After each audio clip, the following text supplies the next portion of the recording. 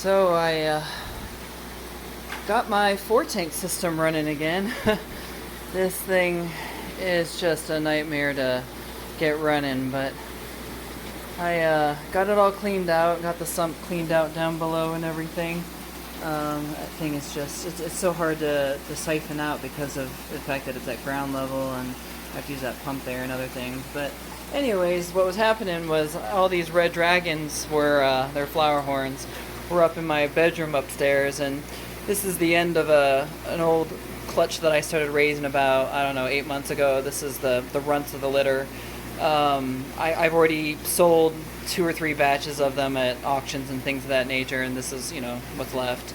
So it's not just these guys, these are the larger from the same clutch. So what was happening is these big guys right here were just annihilating the small ones, and even each other. Like you can see that guy back there, his fin's been ripped up to the flesh, and I'm hoping it'll heal back up, we'll see, but I don't know. So yeah, I just needed to get them separated, and this system, is a perfect home for that, because I can put, as their sizes, necessitate, the smallers, more aggressive, and then I've got an empty one here in case.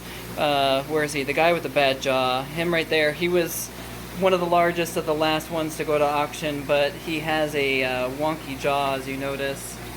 So he ended up not going to auction. He is, was kept, but then he became a dominant fish and started beating. He's the one that did that to the other guy's tail up there. He started pairing off with a female. So yeah, he's in here right now because just the change of the tank system and everything seems to have them, they'll dart at each other, but they're not fighting aggressively. So for now, I'll leave it like this, because the small guys don't care. They're leaving each other alone. They stare at each other, but that's about it. These guys chase, but so far, nothing major. And whoever is the first one to get, a big head, which it'll probably be that guy there, he'll get moved into here. And then, yeah, I forgive all this crud. It's just calcification that occurs from the circuit system.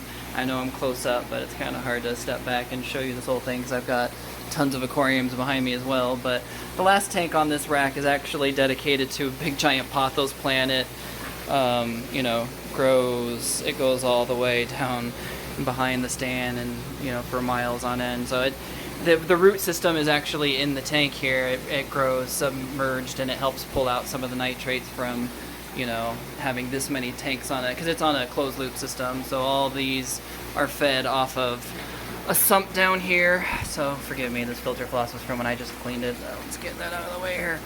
But so yeah, basically those pipes, or all the tanks, if you look in the back, they have overflow. So the tanks themselves are drilled, and they have a razor bar on there that I can turn 45 degrees and do a water change, and then stand them back up, and they fill back up again.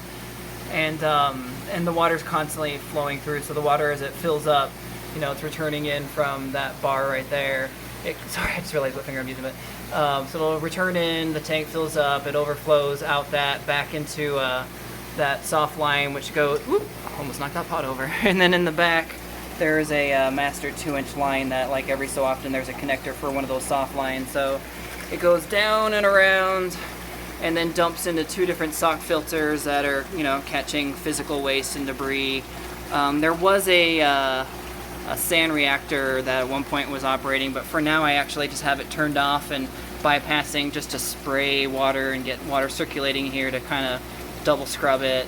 I'm just aging some, extra sock filter, or sponge filters that I have.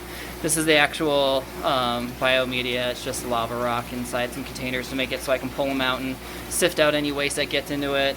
Filter floss to scrub the water, and then the return pump, which goes up and, goes in both directions, which, as I showed you, comes up from this side and that side. I did that like it's a complete circuit, a loop, so that way there's water pressure from both sides, so there's equal pressure to all these different bulkheads. Plus they have their own, control valves, so I can up and lower the water flow, because unfortunately the pump on this thing was one of the first ones I bought. It's a giant, it's a 440 watt outdoor pond pump, and that thing pushes, I forget what it is, it's like 4,600 gallons an hour. It's ridiculous.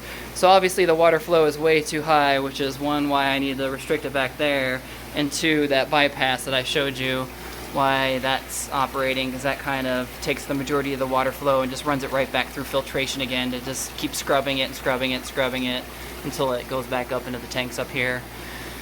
So yeah, this was actually one of the first systems sorry, that tank down there is a mess. But this is one of the first systems I ever built, and I'm not gonna lie, there was a lot to learn from it.